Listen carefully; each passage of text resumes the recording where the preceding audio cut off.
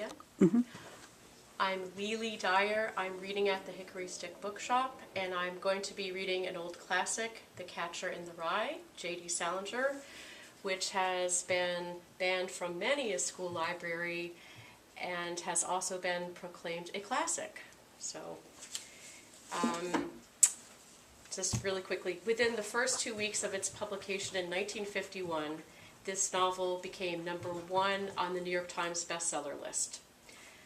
Ever since, the book, which explores the troubled life of a 16-year-old boy, has been an absolute favorite of censors since its publication.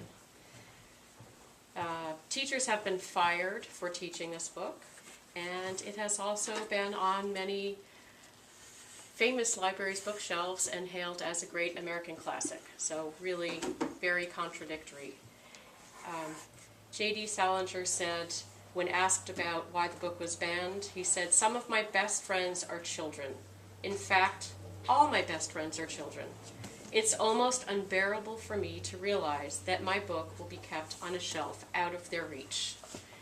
And I'm going to read a quick scene where our protagonist has just been kicked out of his 3rd or 4th school. And I chose this because I'm a teacher and I love that interaction between the teacher and the student and the power play. "How do you feel about all this, boy? I'd be very interested to know. Very interested." "You mean about my flunking out of Pensy and all?" I said. I sort of wished he'd cover up his bumpy chest. It wasn't such a beautiful view.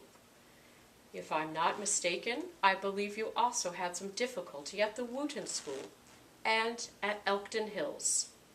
He didn't say it just sarcastic, but sort of nasty, too. "I didn't have too much difficulty at Elkton Hills," I told him. "I didn't exactly flunk out or anything. I just sort of quit." "Why, may I ask?" "Why? It's a long story, sir. I mean, it's pretty complicated. I didn't feel like going into the whole thing with him. He wouldn't have understood it anyway. It wasn't up his alley at all. One of the biggest reasons I left Elkton Hills was because I was surrounded by phonies. That's all. They were coming in the goddamn window. For instance, they had this headmaster, Mr. Haas. That was the phoniest bastard I ever met in my life. 10 times worse than old Thurmer. On Sundays, for instance, old Haas went around shaking hands with everybody's parents when they drove up to school. He'd be charming as hell and all, except if some boy had that odd little funny-looking set of parents. You should have seen the way he did with my roommate's parents. I mean, if a boy's mother was sort of a fat or corny-looking something, and if somebody's father was one of those guys who wear suits with very big shoulders and corny black and white shoes, well, then old Haas would just shake hands and give them sort of a phony smile, and he'd go talk for maybe half an hour with somebody else's parents. I can't stand that stuff. It drives me crazy.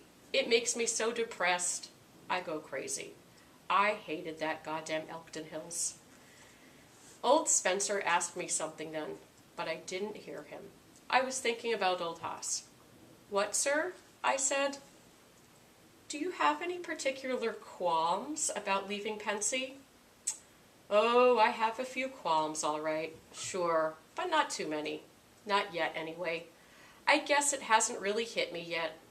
It takes things a while to hit me. All I'm doing right now is thinking about going home Wednesday. I'm a moron."